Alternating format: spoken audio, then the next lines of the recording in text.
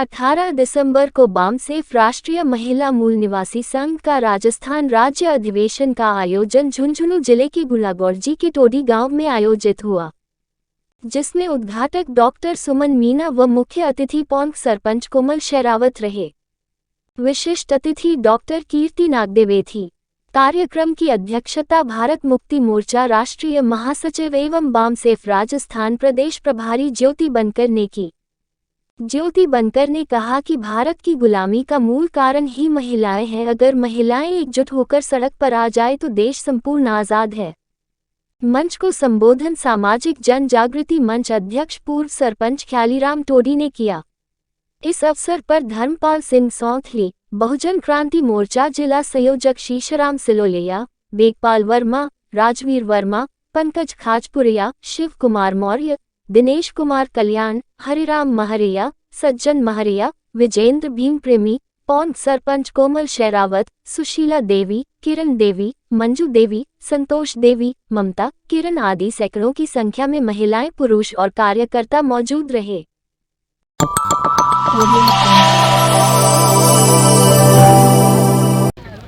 आज ग्राम टोडी जिला झुंझुनू अंतर्गत बामसेफ द्वारा प्रायोजित राष्ट्रीय मूल निवासी महिला संघ द्वारा आज एक दिवसीय अधिवेशन का प्रोग्राम रखा गया, जिसके अंदर यहाँ के जो क्या सुझाव हैं, उन्होंने क्या बताया है, इसके बारे में पूछताछ करते हैं।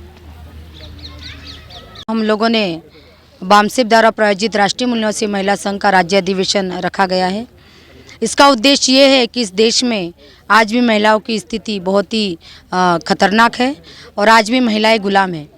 आज तक महिलाओं को कोई ऐसा प्लेटफॉर्म दूसरे संगठन ने नहीं दिया, लेकिन बामसेफ संगठन एक ऐसा संगठन है जिन्होंने महिलाओं की गुलामी को ख़त्म करने के लिए ये आज़ाद प्लेटफॉर्म निर्माण किया है, राष्ट्रीय मूल निवासी महिला संघ। 6 दिसंबर के बारे में बताओ, नागपुर में जो प्रोग्राम हुआ। 6 दिसंबर में जो नागपुर में प्रोग्राम हुआ है वो 6 दिसंबर का तो परिनिर्वाण दिन था ना डॉक्टर बाबा साहब अम्बेडकर का। 6 अक्टूबर को हुआ था।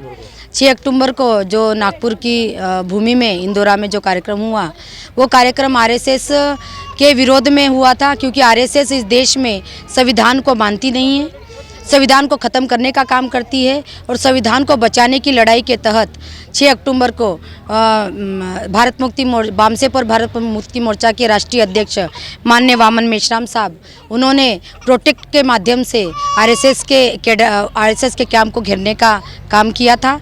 मगर शांतिपूर्वक वो कार्यक्रम हम कर रहे थे, मगर आरएसएस के लोगों ने हमारे लोगों को और मेश्राम साहब को पुलिस स्टेशन में बंद करने का काम किया। उनको बंद करने की वजह से पूरे हमारे जो भारत देश से जो लोग आए थे, जो 3 लाख लोग वहाँ पर उपस्थित थे, उन्होंने जेल भरो आंदोलन चलाया और जेल भरो आंदोलन के तहत कम से कम 50,000 लोग उस जेल में गए और जेल में जाने के बाद कुछ 5 बजे तक वामन मेश्राम साहब को छोड़ने का काम किया गया, क्योंकि जनता नहीं मान रही थी। जब तक वामन मेश्राम साहब को नहीं छोड़ेंगे तब तक वो वहाँ से नहीं जाएगी, ये उन्होंने निर्णय लिया था। और आखिर बहुत सारे लोगों का कमिश्नर वामन मेश्राम साहब के पास गए और उन्होंने कहा कि आपके लोग नहीं मान रहे हैं, अब क्या किया जाए। तो वामन मेश्राम जी ने कहा, मुझे तो आपने यहाँ बंद करके रखा हुआ, मैं क्या कर सकता हूँ। तो उन्होंने कहा कि आप ऐसा वीडियो बनाइए कि जहाँ से लोग आए थे वो अपने अपने शांतिपूर्वक अपनी जगह पे अपने घर चले जाए, ये वीडियो बनाकर आप दे दीजिए तो ये मामला हल हो सकता है। तो मेश्राम साहब ने एक वीडियो दिया और बाद में मेश्राम साहब को भी सम्मानपूर्वक छोड़ दिया गया। 10 गाड़ियाँ पुलिस की उनके पीछे गई, सम्मानपूर्वक छोड़ दिया गया। और हम लोग जो जेल में गए थे, छोटे छोटे बच्चे, महिलाएं, पुरुष पूरे भारत देश से जो आए थे, जो जेल में गए थे, उनको भी सम्मानपूर्वक जहाँ से हम लोगों को उठाया था वहीं छोड़ दिया गया। और आज की डेट में आरएसएस वर्सेस मूल निवासी की लड़ाई चल रही है और आरएसएस डरा हुआ है, ये हम मानते हैं।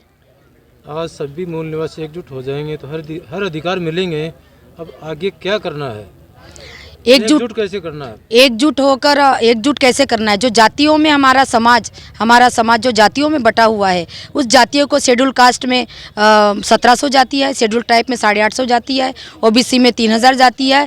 ये सारी जातियों को मिलाकर हम एक बहुजन समाज निर्माण करेंगे और महापुरुषों के विचारधारा के तहत उनको जोड़ने का काम करेंगे, क्योंकि हर इंसान को जोड़ने का काम विचारधारा कर सकती है महापुरुषों की।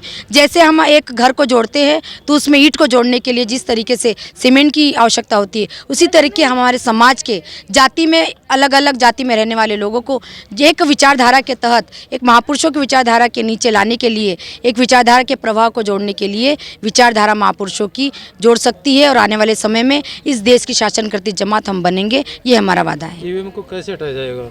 ईवीएम को हटाने के लिए बहुत बड़े आंदोलन सुप्रीम कोर्ट में केस दर्ज किया गया था। सुप्रीम कोर्ट ने ये निर्णय दिया था कि पेपर ट्रेल लगाया जाए, लेकिन उन्होंने पेपर ट्रेल भी नहीं लगाया और जो समानता से गिनती करनी चाहिए थी वो गिनती भी उन्होंने नहीं की, 50% गिनती। अपने अधिकार छीनने वाले भी वही हैं, तो मिलेंगे कैसे? छीनने वाले वही है, तो वो छीनने वाले हम बहुसंख्यक लोग हैं, जो अल्पसंख्यक लोग हैं।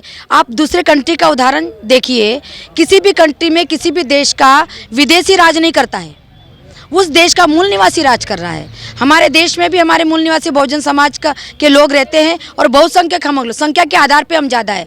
जो संख्या के आधार पे कम लोग हैं, जो अल्पसंख्यक है, उसका राज नहीं हो सकता, क्योंकि वो विदेशी है, क्योंकि संविधान उनके लिए नहीं बना है। जो संविधान बना है वो हमारे मूल निवासी बहुजन समाज के लिए बना है। संविधान की पालना नहीं कर रहे हैं, संविधान उनके हाथों में है। संविधान की पालन नहीं करे तो हम करवाएंगे कई आंदोलन, कई संघर्ष हम लोग ऐसे करेंगे कि वो मजबूर होकर, चाहे पार्लियामेंट में कोई भी इंसान वहाँ पर आए, एमपी एमएलए कोई भी बने, लेकिन बाबा साहब आम्बेडकर ने जैसा आंदोलन किया था उस तरीके से इस देश में आंदोलन किया जाएगा। और आंदोलन की वजह से आने वाले समय में ईवीएम को भी हटाया जाएगा और हमारी कौम भी आने वाले समय में शासन करती जमात बनेगी। बहुत बहुत धन्यवाद। Thank you. मैं शीशराम सिलोलिया, कैमरामैन राजकमल सिलोलिया साहब। आगे के बारे में आप बताओ, इन्होंने तो बता दिया। बामसेप यह कर्मचारियों का संगठन है, मगर कर्मचारियों के लिए नहीं है, ये समाज के लिए है। समाज के लिए इसलिए है क्योंकि आज भी अनपढ़ समाज हमारा 95% है और कर्मचारी वर्ग इसीलिए हमारे महापुरुषों ने तैयार किया था, ताकि ये समाज में जाके अपना पे बैक टू सोसाइटी करेगा, अपनी बुद्धि, हुनर, स्किल और पैसा, समय समाज को देगा और समाज को जागरूक करके इकट्ठा करेगा, एक समाज बनाएगा। जो जातियों में बांटा गया समाज है, उसको समाज को संगठित करके उनको शासक करती जमात बनाएगा। इसलिए हमारे महापुरुषों ने ये वर्ग तैयार किया गया था।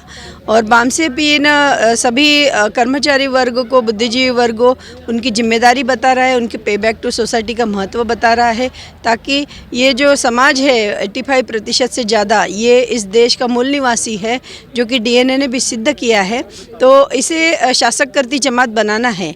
इसलिए बामसेप ये व्यवस्था परिवर्तन का आंदोलन इस देश में चला रहा है, जिसका राष्ट्रीय अधिवेशन आने वाले 24 दिसंबर से 28 दिसंबर को लखनऊ में रखा गया है। माननीय कांशीराम जी साहब सांस्कृतिक भवन में यह बड़ी मात्रा में फिजिकल इस बार है, क्योंकि 2 बार कोरोना की वजह से यह ऑनलाइन हुआ था। इस बार लाखों की संख्या में वहाँ आएंगे, लोग आएंगे देश भर से, इंटरनेशनली भी देश विदेशों से लोग आएंगे। तो हम सभी ने वहाँ जाना चाहिए।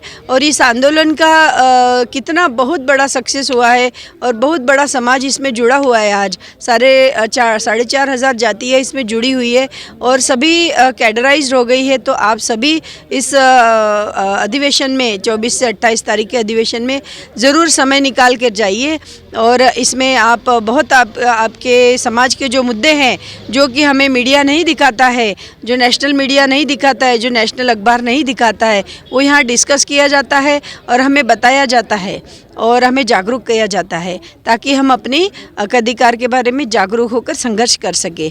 तो आप सभी राजस्थान के सभी नागरिक और देश भर के सभी नागरिक जो मूल निवासी है, वो इस बामसेप के राष्ट्रीय अधिवेशन में जाएंगे, अपना बुद्धि, हुनर, पैसा और समय, तन मन धन से इस आंदोलन के लिए देंगे, ऐसी मैं उम्मीद करती हूँ।